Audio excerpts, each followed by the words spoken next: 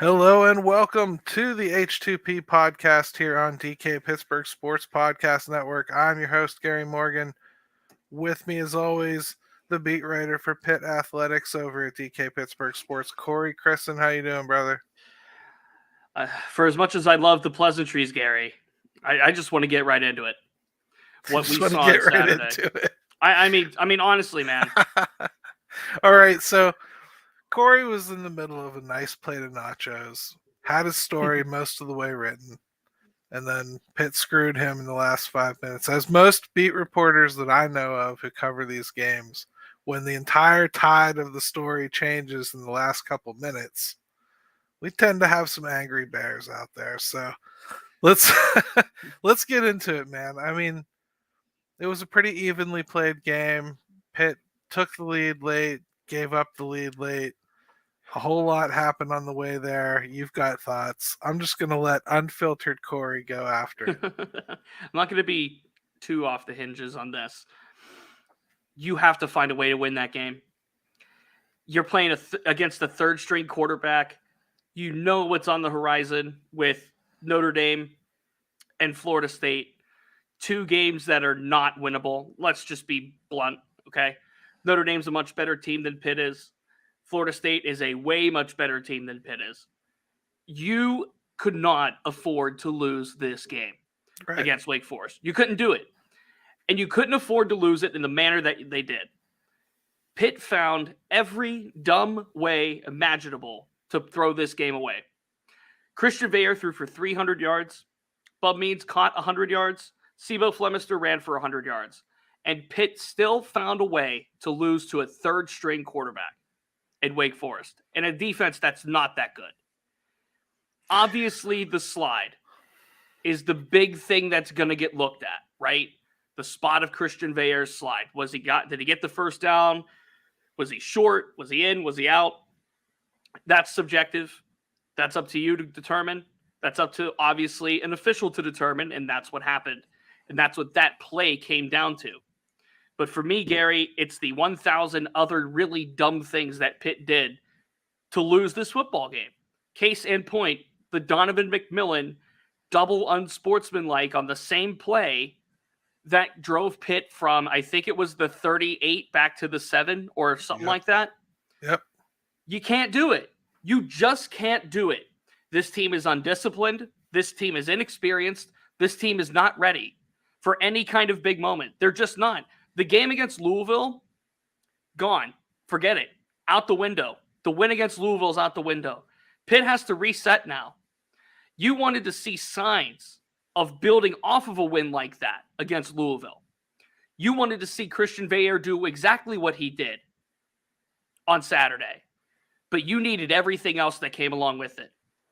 You didn't need dumb mistakes from the defense. You didn't need an absolute choke job of a final drive by that defense. Wake Forest melted down the field on that final drive. 33 seconds into the end zone, walk-off touchdown with 7 seconds to play. No excuse, no reason. And yeah, Allen mentions it, the 30-yard punt. Bad punting, bad defense, bad special teams. Allen asked, why isn't that call reviewable? It's just not. It simply is just not. There's nothing in the rule book that determines you can review the spot of a slide. It is a completely subjective judgment call made on the field. So that play is not reviewable. Now, the argument could have been made that it would have been reviewable if he picked up the first down. That's a little bit different, but he was not ruled to get the first down.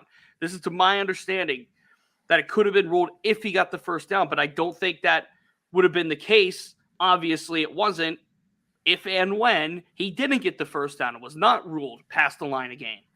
So the Veilleux slide is one thing in and of itself. It's just one of the many really dumb things that Pitt did in order to lose this game to Wake Forest, a game that they could not simply afford to lose. Yeah, we said it last week. You know, they had to win all these games they were supposed to win. And they still had to beat a ranked team, such as Notre Dame that they have next week, right? Yeah. So there was no room for a misstep. This was a game that they just couldn't afford to lose. We talked about that all night. Here we are again, though. They're getting gouged on the ground by Desmond Claiborne. He's really the only player you have to worry about with a third string wide or quarterback, right? It just seemed like on no facet of this team are they ready and focused. It is very clear that this defense is not ready to be in this moment. Losing 6 NFL guys does impact the defense, and losing the ACC Defensive Player of the Year does impact the defense. And before the game, I saw the travel roster, and I'm like, oh, no Braylon Lovelace, no Kyle Lewis. That's going to hurt Pitt. And and then I had to think to myself again. I'm like, whoa, wait, no Braylon Lovelace, no Kyle Lewis. That's going to hurt Pitt. I'm talking about a true freshman and then a redshirt freshman who was buried down the depth chart last year as major pieces to a now Pat Narduzzi defense. Nick Lappy's getting snaps. No disrespect to Nick Lappy, but he's a former walk-on. You shouldn't be playing former walk-ons at this level. You just shouldn't. You just shouldn't. In an ACC game where you had to win the ball game, Pat Narduzzi had to walk into Winston-Salem, North Carolina, and win the ball game. That is what Pitt had to do, and they couldn't do it against a really bad ACC team. And now this team's season is officially over. I mean, it's not officially over, but it's 90% over, 99% over, right? Throw the bowl idea out the window. Throw it all out the window. Because now Pitt has to beat Syracuse, Boston College, and at least 2 ranked opponents out of 3 to close the regular season, or else bowl eligibility is out the window. My best guess right now, Gary, is that 4-8 is realistic of a record for this team. Right. 5-7 if they're lucky. I mean, that's what we're talking about with this fall of this Pitt program right now. And look, the development of the players is a big chip in Pat Narduzzi's back, right? He has to be able to develop these prospects, these 3-star guys, because he can't get the 4 stars, because Penn State gets all the 4 stars, and Ohio State gets all the 4 stars and the 5 stars. That's just how this goes. Pitt is reverting back to old ways. Maybe Kenny Pickett was Kenny Pickett. Maybe having 6 NFL guys on the defense last year got them to where they got to. Maybe having a top-ranked defense in addition to Kenny Pickett is the reason why they won the ACC championship. It's not coming together for these Panthers. It just is not. They don't have the personnel to make up for all of the deficiencies that, forget the offense. I'm talking about defense now. I thought after the Louisville game, this is the defense that we can see on a week-to-week basis. This is the defense that is going to carry Pitt to a potential bowl berth. That's out the window now. You can't lose to Wake Forest and be optimistic about anything. At this point, for me, I kind of look at it like almost like a Pirates rebuilding season, right? Sorry. I mean, that's my roots. Sure. I think I look at it in that fashion. I'm hoping to basically pull a prospect out of this year. I want Christian Veillere to be my quarterback next year. He will be. Well, so the rest of this year, I want to just keep seeing what I saw from him. They asked him to throw the ball 45 times, which I thought was a little bit insane for double what he threw the last game. And it also just wasn't playing out like that type of ball game. It just didn't need to be that way. I felt like they abandoned the run very quickly, and I was shocked by it, especially since Sebo Flemister was getting the job done. I was just confused by what they were doing. I thought Veillere and Bob Means had good chemistry again. It just, for whatever reason, if you told me that Bob Means and Christian Veillere were going to have the numbers they did, I would have told you they were going to win, and I would have told you it would have been a heck of a lot more than 21 points. And if Sebo ran for 100 on top of that. Right. 100-yard rusher, 100-yard receiver, and a 300-yard passer, they lost the ball game to a third-string quarterback. That's your one-sentence summation of what Pitt just did on Saturday. Again, the Veillere slide is what it is, and Pitt could have recovered from that. You can't let a third-string quarterback melt down your defense in 33 seconds for the game-winning touchdown. You just can't do it. Let's slide it to a break, even if we're a little late, too. Not a defense like this. Let's go to the break. All right, welcome back to the H2P Podcast here on DK Pittsburgh Sports. Corey and Gary both exhausted from trying to cover that Wake Forest game. That was just not fun football, really. That's probably the best way to say it. I didn't feel like that was an enjoyable football game, and I don't care who I was rooting for. It was just poorly played on both sides of the ball, and it shouldn't have been. Got boring to watch. But Right. after Pitt's first drive of the game got boring up until the final 5 minutes. I mean, that's bottom line. Things It's true. happened, but nothing happened at the same time. Yeah, and you shouldn't say that about a tight ball game. No. Like I've seen a lot of football games that were very low scoring that were entertaining the whole time. This one just felt like it was lack of execution or poorly timed penalties more than anything. So let's look forward. Got Notre Dame this week. 3:30 kickoff. We didn't have great feelings about this game to begin with, but they're the 14th, 15th, whatever day it is, ranked team in the country. They've got a really good transfer quarterback. They're humming along for the most part offensively. Pitt's beat the only team that beat them. I guess those are your reasons for optimism. What else do you got? Nothing. I don't. I don't. This is a Notre Dame team that was one play away from beating Ohio State on the same field Pitt's about to go play on.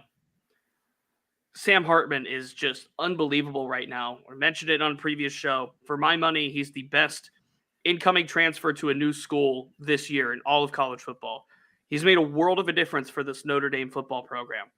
And in turn, this pro-style offense that Notre Dame is running is tremendously benefiting Sam Hartman. Right. It's a really good relationship over there in South Bend. I have very little, if any, confidence that Pitt is going to walk into South Bend and win on Saturday. And of course, a lot of it is based on what I just saw against the Demon Deacons. No doubt about that. But I don't know what encouraging signs other than Christian's play that I can point to. Like Sebo rushing for 100 is a positive. The offensive line played better. But now you have to go do that against Notre Dame and then against Florida State. And now this gauntlet of a schedule to close the season, 3 ranked opponents in 5 games.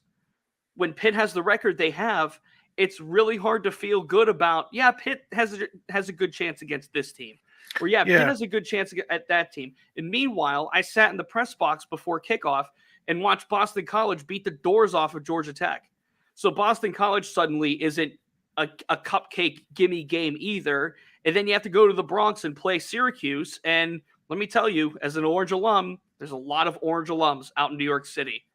So this is nothing to be like taken lightly right here. I mean, a loss to Wake Forest is a loss to Wake Forest, but I am not going to downplay anything. In fact, might be sensationalizing some things, but I don't think I am either. I'm just not confident in Pitt's ability to go into South Bend and win this football game.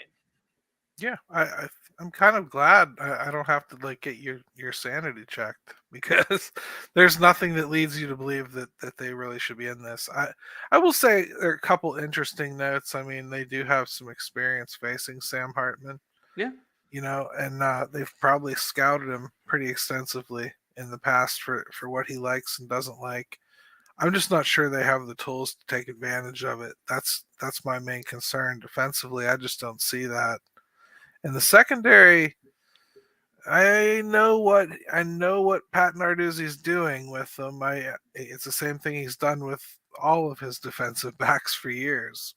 Sure. With this group in particular, boy, they could use a little bit of zone every once in a while just to kind of give themselves a break, because man coverage is just not their forte.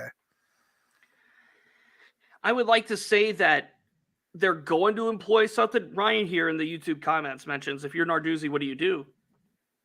I don't know what he can do from this point. You have to roll out what you have. You have to go with the system that you have thrived on and have done so well with for 8 seasons now. You have to find a way to.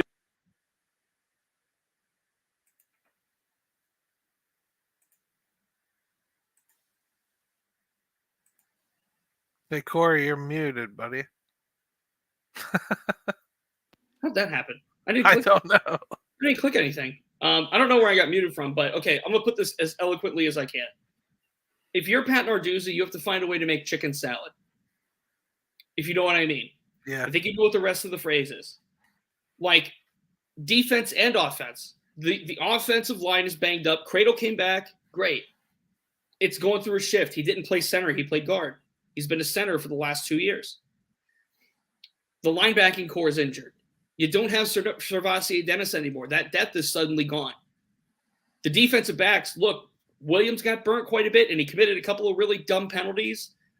And then, of course, the Devonshire interception, although what good did it really do? I mean, I guess it gave Pitt the football, but McMillan comes over and drags a guy 5 yards, literally off the pile, and drives him back to the 7. So, like, what do you do? Tell them to stop committing dumb penalties, number one. Number two, you have to find a way to get Sam Hartman off the field. That is what your goal should be this Saturday. If Penn has a puncher's chance on Mike Tyson's punch-out for the NES, they legitimately have to find a way to keep Sam Hartman off the field as much as possible. Run the football at will. Make Christian throw it downfield. Like, I wish I was able to eloquently explain this better, but it's literally the answer is be better with what you have. And I don't know if Pitt can do that. I don't know the ceiling of some of these new guys that we're seeing stepping in because they're new guys. I think it presents them with a good challenge for the rest of the year. I could see them flip a switch to maybe playing some more underclassmen if I didn't already feel they were playing so many underclassmen to begin with, which is kind of part of the problem, you know. So we talk about what can Narduzzi do. I don't think there is much. So let's move on to basketball because Pitt's Hoops starts, November 6th. We're getting there. I can't wait. Today was the ACC meeting down there in North Carolina where it always is. But I wanted to start with the national media's take on Pitt's basketball chances this year. Yep. Most of the big names, the who's, the giant heads, the talking heads have all decided who's who and where they're going to finish. CBS Sports thinks 9th in the conference. Matt Norlander thinks they are the 81st team in the nation. Okay. So number 79 I see here. Yeah. 86. There's a lot of that. A lot of the same thing there was last time. Number 13 out of 15 in the ACC I see from the Almanac. What's your take on all this? This is a lot of what they and admittedly we felt before the season last year. And while it's not, of course, biblical by any means, Ken Pom had Pitt at 62. So if you believe in the Ken Pom, which I am a firm believer in the Ken Pom as far as like a measure, I don't think it's end all be all, Right. but I think it's a good measure. So 62, all things considered, is a pretty good spot to be, at least preseason. Sure. As we've talked about with this Pitt basketball team, and we're shifting to a brighter note here, thankfully. A lot of it's going to depend, like we've talked about, on Blake Hinson and how he elevates and how he's able to create and make his teammates better, right? Ish Leggett, probably Bub Carrington by this point at point guard, if I had to get a feel for it. Zach Austin, Federico, that's likely your starting 5 right now. He has to find ways to create for others. Whereas last year, he had Jamarius Burton to do that for him. Like, this team, to me, it almost feels like Duke football this year. Remember what we talked about for Duke football, where we thought they could be the 3rd best team in the ACC or the 9th best team in the ACC, and there's no in between? Yeah. Well, I feel like for Pitt, they're either going to be, again, like last year, really good or really bad.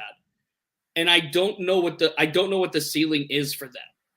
That's the thing. Like, I think the ceiling for Pitt is maybe a bye in the ACC tournament, a single bye, getting one of those top 8 seeds. But again, that's really hard right now. Just similar concept to the beginning of last year. We just don't know Leggett, Lowe, Carrington, Austin, Hewitt. We just don't know what these transfers are yet and how they're going to gel and mesh. Yes, they could beat Georgetown and all the secret scrimmages that they want. But when they have to go face, Missouri and Florida and then Clemson early season, they're going to have to really button up and they're going to have it figured out pretty quickly. And remember last year after the Michigan game where they lost by 30, we're sitting here like, this is what we expected. The season's doomed. And then, of course, it wasn't. So you would expect them to be a bit more buttoned up going into the start of this season. Right. I think so, too. And I'm excited, I think, because while I don't expect the record to be exciting, I think the basketball team itself is going to be a fun watch this year. They are going to be athletic. I think they have some good returning characters that we're already pretty familiar with that I think a lot of people are going to enjoy seeing another year of development with. It still, I think, is going to be an entertaining basketball season. And as far as the ceiling, I think what you said is really appropriate. I think to be in that top 8-ish, I think is a good goal for them to set. No reason for that not to be achievable. I don't see an NCAA tournament team with this team. I don't see many coming out of the ACC this year, to be frank. 5, maybe 6. When I think of Duke, UNC, Miami, Virginia, and Clemson. Those are about the only 5 I see coming out of the ACC this year for the NCAA tournament. So I'm not saying it's open because it's really not, but the middle of the pack there, seemingly there's going to be some positioning that they're going to have to, obviously overcome in a tough ACC this year. Well, let's take another quick break and we'll come back. Let's wrap up with a few comments and things that we had thoughts on from Basketball Tip-Off Media Day. All right, we're back to the H2P Podcast here on DK Pittsburgh Sports Podcast Network. Gary and Corey with you. We're going to talk about a little bit of what came up at the ACC press conference. It's a yearly event. These things are pretty dry typically. There was some good stuff from Ish Leggett that I thought was pretty cool, talking about why he chose Pitt as the school to transfer to, and what specifically about the culture he liked. Yeah, and you know what? A lot of it is what's already been iterated by Jeff Capel, players of the Pitt players and everything. And it's a lot of what they built last year. This took a buy-in, as Jeff Capel has said, and he had to kind of resell that buy-in to a bunch of kids, right? Right. Lowe, Leggett, Carrington, Austin, Hewitt, those transfers, those freshmen. He had to resell the buy-in. And I think it helps tremendously, at least in Leggett's favor, that he doesn't have to be the one per se. Right. Meaning he doesn't have to, I'm not talking about point guard. I'm talking about the one that has to draw all the attention. I think that when you get transfers like this, like Ish Leggett, for example, and Zach Austin, I think you're looking for guys that are going to fill in nicely along with what the core of the team is. And I think, in them paraphrasing things that they said, they believe in the core. They believe in Federico the Twins, Blake Hinson, the coaching staff, Tim O'Toole, Milan Brown, Jeff Capel, all of those guys that made what last year's team was. Remember, they brought in all these new transfers, all 5 of the starting 5 last year. 4 of them transferred in last year, and 1 of them transferred in the year before with JB. And this had to quickly turn around for what we saw last year to happen. It helps that proof is in the pudding, right? And Jeff Capel was asked about, basically, what has the ACC tournament and the NCAA tournament runs done for you? And he talked about how they were great for the city, for the team, for the program, and he's right. He's 100% right. We talk about the cliche of putting Pitt basketball back on the map. This is the evidence of it. When these transfers like Ish Leggett are saying, this is what I was sold on and I believe in it and I see it. Yeah, I think that everything Capel said in the press availability here this afternoon was pretty much clichéville, That's what these are sometimes. But it was really interesting, though. Somebody did ask him specifically about why the team is getting taller. over the years? Like, is it just something you noticed and then you start recruiting that? I thought his answer on that was pretty good. He just said probably as a head coach, really good defensively. I thought last year we made a huge jump offensively. If you look at our numbers, it was easy to do from the first 4 years because we were bad everywhere. Yeah. But I think he acknowledges that, but it's also, it gives you a little bit of a window of like how the team has come to target some of the guys they have. And I guess sometimes you start to think it's like a bingo card they're almost looking at by when there's so much portal play. But he had some targets in mind that were purposeful. A quick question from Alan in the YouTube comments. He asked, how's the Pitt women's basketball team look? Now, that's hard to say at this stage. With Lance White being fired, Tori Verdi coming in, really successful coach at Eastern Michigan and at UMass, really built those programs back up into something. And the key word there is something. Pitt lost a lot of pieces, obviously, through the transfer portal. However, there are two major ones, Marley Washenitz and Liatu King, along with Gabby Hutcherson, a former Ohio State transfer, are really going to be the ones, along with Ainsley Malcolm, that really have to hit the ground running for this team. I don't know what they're going to do this year. I can't realistically put a finger on it because so much is new. New head coach, new staff, I think 9 new transfers. I mean, it's a lot. It's up there. Point is, there's a ton of unknown around this Pitt women's basketball team. And this ACC and the women is stacked. I mean, it's like, for my money, it's the top 2 women's basketball conference in the country, maybe behind the SEC. I think it's that good, the ACC, as far as women's basketball goes. So, yeah, Tori Verdi's going to have his work cut out for him. It's going to be tough at the beginning, but that's how this goes when you're in a total rebuild like this women's basketball program is right now. Good stuff, though. I think all in all, next week, we'll recap this Notre Dame game. Hopefully we'll get some nuggets out of that, of positivity at least. I'd like to just see them at least play them tough. That's kind of the best thing you can hope for. And good quarterback play, good clean quarterback play. Let's keep him healthy so that he has a good spring, right? And you want to see development. You want to see steps. You want to see strides. And if there was a positive to take from the Wake Forest game, I think you saw more out of Christian. Not different, not better, more. I think that's a big difference when you're comparing the Djokovic era, if you will, to now the Veer area. You've seen Christian take steps at minimum.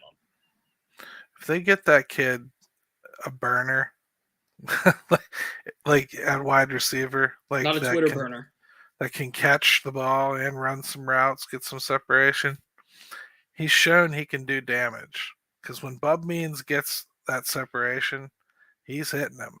Oh yeah, and it's that can be a weapon. And I do like some of what I'm starting to see develop there underneath. Johnson especially is interesting in that regard. So I like Kenny Johnson. I like what I'm seeing from him. That was a really good touchdown catch. Yep. Could be interesting. Hey, I don't got anything else. If you don't got anything else, brother, you could say it. All right. Like we always do, H2P.